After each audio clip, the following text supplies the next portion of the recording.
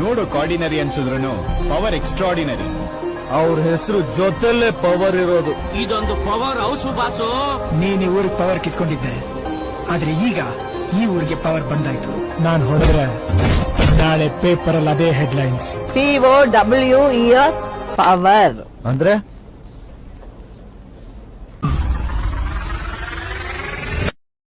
ಅವನ ಹತ್ರ ಒಂದು ದೊಡ್ಡ ಸೈನ್ಯನೇ ಇದೆ ಮೇಡಮ್. ಅವನು ಸುತ್ತಮುತ್ತ ಹಳ್ಳಿಗಳಲ್ಲಿರೋ ಸುಮಾರು 15 ಲಕ್ಷ ಜನಕ್ಕೆ ಅವನು ದೇವರು.